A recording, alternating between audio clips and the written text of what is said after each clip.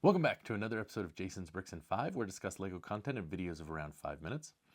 Well, today I am excited because it is time for another Pantasy set review, but this isn't just any set, this is actually one of their modular style buildings. This is set 85019, is the Opera, and I've had the opportunity to review two other modulars that they have, and this is the third one in their line. I think it might be the best one, actually. This set has 3,518 pieces, and I think it is a really striking looking model when you look at it from the outside, and I think it gets, in some ways, even better on the inside. As I mentioned, it is the third modular in the line that Pantasy has. This one is designed after the opera houses you might find in Europe, really opulent, and you can see that with all of the gold. And it's really throughout not only the facade, but really the interior of the build as well. And there's quite a few neat features in here, in addition to the build techniques that make up, some of the Baroque architecture and some of the really neat details inside. The first thing I want to point out is that there are no stickers included in this set. Every single item that has any sort of design is a print. And most of these, like these long banners, the windows here, they come already assembled, and so they printed them so there's not even any seams between the tiles or the pieces, which really looks great. It's got this nice printed dome on top. We'll talk about that more in a minute. A couple things about this. The interior is actually only 2 stories.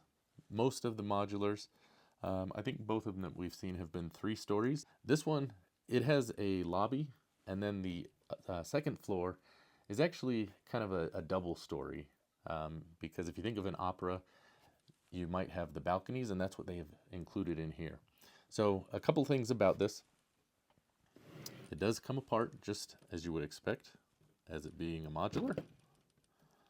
So we'll take this off, and we'll look at the first floor. So looking at the first floor, I have to be honest, when I was building this, I was curious how they were going to get the detail in here for such a small footprint, but they've actually done a really great job. On all 3 of the walls, they have a pad printed painting, and then there's a statue in front of 2 of them, and then there's this vase in the back. There's the sand green candelabras that you put in here, and then it's got these printed tiles to make it look like there's some sort of description.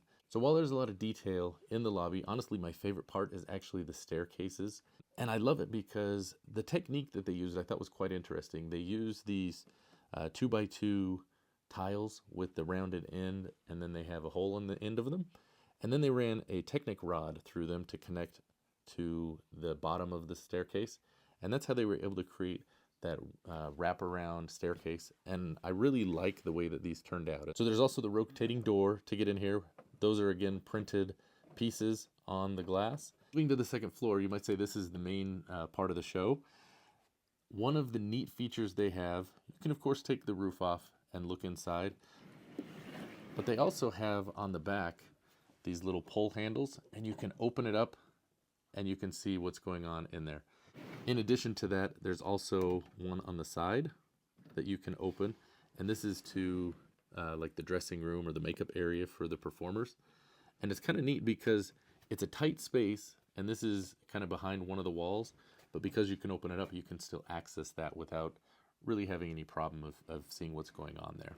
So looking in the theater, you've got, of course, the main floor seating, and then you've got the balconies. There's 2 on each side, and as these doors close, it really makes for a neat view in there. And then you've got the stage. And one of the things I really like about this stage, they've included backdrop, and you can actually change that out. So if you want to have a more spring-themed opera going on, you can do that. But you can also change it to that darker theme. And it just slides out. It just slides out nice and easy. In the theater, you'll notice, of course, all of the gold. That's the first thing that jumps out, I think, to most people. But I think they've done a great job of using some of these pieces to create that Baroque style architecture with, the columns that are carved and these things. And my wife pointed out, because she was helping me build it, a lot of this is actually even down these little narrow hallways. So it's not really usable as far as putting a figure back there, but you do have a little hallway, and it's almost a shame that you hide some of this detail. But you can just close that up, and there you go. And then the top is the roof. The big highlight here is, of course, the printed dome, and then there's the gold chandelier. Again, more of that chrome gold that they love to put on all these fantasy sets. That's one of the things I think that sets them apart. Now, one of the other features that they've added that we've not had in the bakery, we did not have any figures. In the next one, the Sherlock Holmes, there were figures, but they were a little bit different. They actually have new figure styles that they've come out with for this build. And overall, I think this is a good thing because, you know, with the bakery, for example, if you got that and you built it and you didn't have any figures, you know, I think that takes away from maybe some of the playability in that set. So you don't have that issue here. You have 5 figures, these 2 ladies, and then you have 3 gentlemen that are there. And I guess you can decide, you know, whether it's the dark-haired gal that's going to be performing, or, you know, someone else can perform on stage. They do look a little bit different than maybe some of the figs you might be used to, but they're kind of fun little figures. So the figures are all printed well. They've got the articulated arms, you know, that you can rotate. But the one thing that is different for these is that you actually take the legs off and you place a seated legs on there to have them in their seats. And one thing to note, the chairs that are in here are molded for these as there's a single stud in the leg portion of the figure. So that is something to be aware of. You wouldn't be able to use maybe some of your more standard minifigures in there. So I think having figs is a great addition to the set overall. The one thing that I don't know the answer to, I've tried to figure it out, is what do I do with the leg portions that I'm not using? Not really sure, but we'll figure that out. I guess just hide them maybe in the dressing room or something like that. I don't really know. So now, as far as the build, it was a lot of fun. There were a lot of, you know, standard techniques that, you know, we have as far as building the walls and those kinds of things, but there were some different items, you know, with the opening panels, some of those things. There were a few different brick pieces that I'd not seen before. So there was a 1x1 round stud, but it actually was a double stud. So there were studs on both sides, as opposed to, you know, a normal 1x1, you have a stud and an anti-stud. This you can build, you know, bricks coming off of both sides. So I thought that was interesting. There was also a clip, a 1x1 clip. However, this had a stud on the bottom. So it was more of like an inverted clip, I guess you might say. That was another interesting technique. And then the other thing that I really enjoyed as far as the parts, in the sand green roof, it uses Technic pins to hold it at these angles, and they actually had sand green pins created. So instead of being stuck with a blue or, you know, black, something that would stick out, they actually created the same color pin, which I thought was a really good thing. Now, speaking of pins, they did send me a notice that on the first run of sets, they realized there was an issue where the connector pins to have this connect to other modulars that you might have an issue, because it's actually a 1x2 with double holes as opposed to the single hole. So they have said that they will send replacements to anyone that has that issue.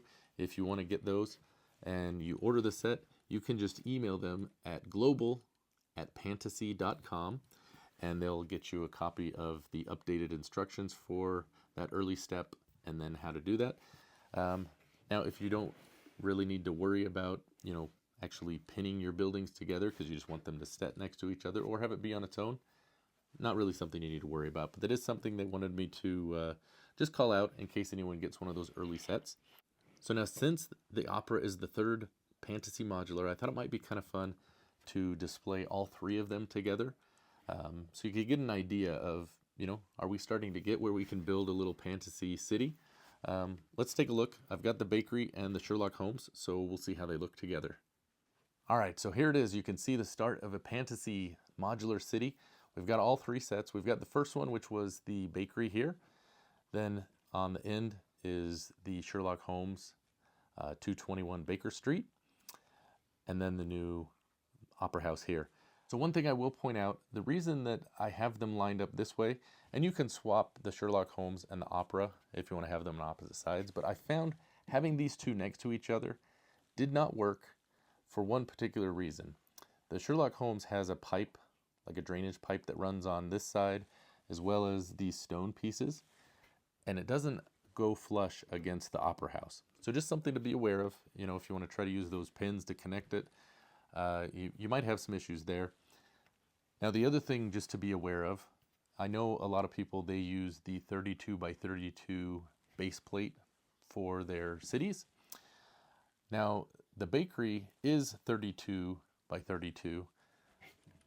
The Opera, as well as the Sherlock Holmes, are actually only 28 studs wide. So they're 4 studs narrower on the width than the standard 32. They are 32 studs deep, but it's only 28 studs wide. Just something to be aware of, so that if you're planning on, you know, putting this in a city that you might have and you're already on that scale, want to make sure you're aware of that. You can simply just, you know, create a 4 plate wide sidewalk, or maybe an alleyway between there, something like that. You know, and if you're going to have these two next to each other, you almost need to, like I'd mentioned, just because, you know, those things will run into each other. So if you're interested in the Opera House, I'll go ahead and throw the link in the description below. They've also sent me a discount code for 15% off on their Amazon store. And that discount code is Brixen5. So you can just put that in and get 15% off. If you're interested in a review of either of the other modulars, I'll include that in the description below as well. But I want to thank Pantasy for sending me this set complimentary for review. Again, they have not paid me any compensation. I don't make any you know, money off of sales or anything like that. The only thing that they've given me is the free set for review, and all the opinions are my own. So thanks so much for watching, and we'll see you next time on another episode of Jason's Brixen 5. Happy building!